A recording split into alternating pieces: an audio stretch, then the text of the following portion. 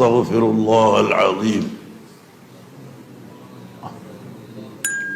അസ്തഗ്ഫിറുല്ലാഹൽ അസീം അസ്തഗ്ഫിറുല്ലാഹൽ അസീം. ഇതാണ് ഒന്ന് ഇസ്തിഗ്ഫാർ. അത് 100 പ്രാവശ്യം.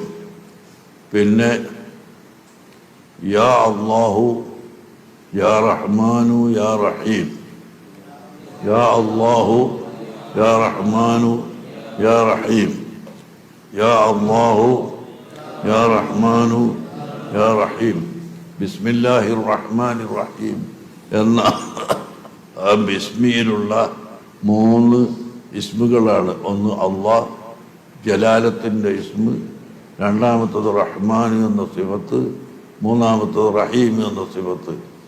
അപ്പോൾ യാ അല്ലാഹു യാ റഹ്മാനു യാ റഹീം ഇത് രണ്ടും 100 പ്രാവശ്യം, അസ്തഗ്ഫിറുല്ലാഹൽ അസീം എന്ന് 100 പ്രാവശ്യവും, യാ അല്ലാഹു യാ റഹ്മാനു യാ റഹീം എന്ന് 100 പ്രാവശ്യവും അസറിൻ്റെ ശേഷം മുതൽ കിടക്കുന്നതിൻ്റെ ഉള്ളിലായിട്ട് എല്ലാ ദിവസവും ചെല്ലണം.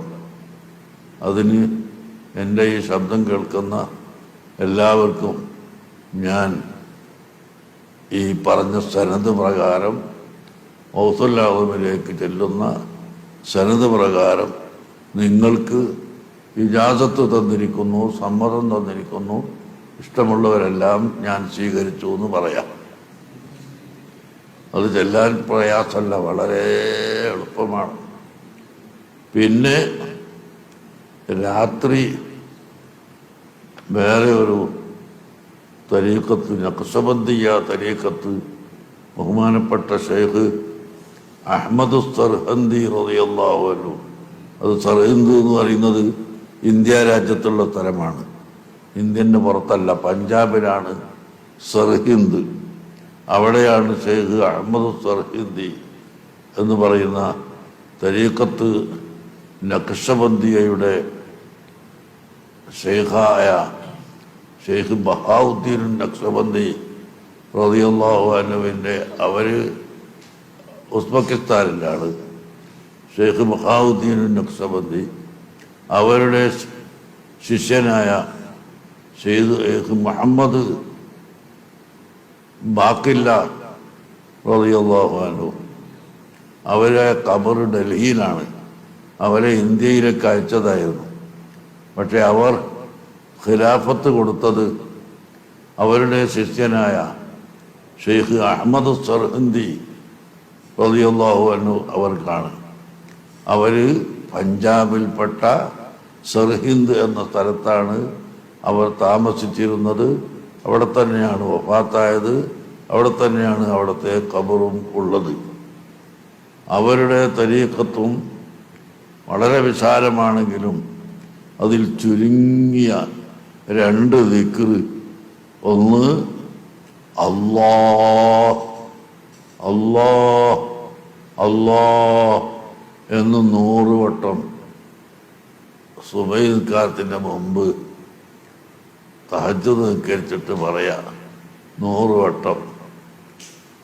പിന്നെ അസ്തഗ്ഫിറുല്ലാഹൽ അസീം എന്ന് 100 വട്ടം അവിടെ. ഖുർആനിൽ വബിൽ അസ്ഹാരി ഹും യസ്തഗ്ഫിറൂൻ, രാത്രി പാതിര സമയത്ത് പൊറുക്കലിനെ തേടുന്നവർ എന്ന് പ്രത്യേകം പറഞ്ഞിട്ടുണ്ട്.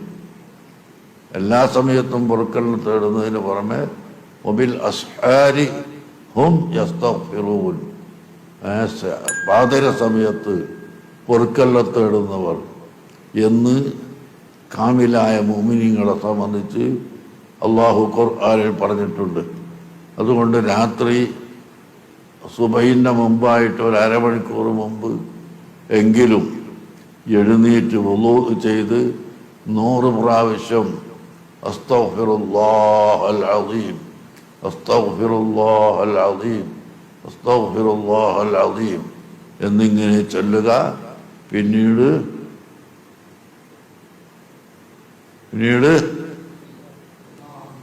അല്ലാഹ് അല്ലാഹ് അല്ലാഹ് എന്നിങ്ങനെ ആരും അറിയാത്ത സമയമാണല്ലോ. അപ്പോൾ വേറൊരാൾ കേൾക്കാത്ത സമയമാണ്.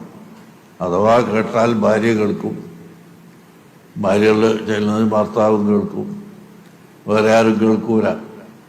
അങ്ങനെ ആരും അറിയാത്ത രഹസ്യമായ സമയത്ത് ഭാര്യനെയും വിളിച്ചുണർത്തി, ഭാര്യ അല്ലെങ്കിൽ ഭർത്താവിനെ വിളിച്ചുണർത്തി രണ്ടുപേരും തഹജ്ജുദ് നിസ്കരിച്ച് ആ നിസ്കാരത്തിൻ്റെ ശേഷം ഇങ്ങനെ അല്ലാഹു അല്ലാഹു അല്ലാഹു എന്ന്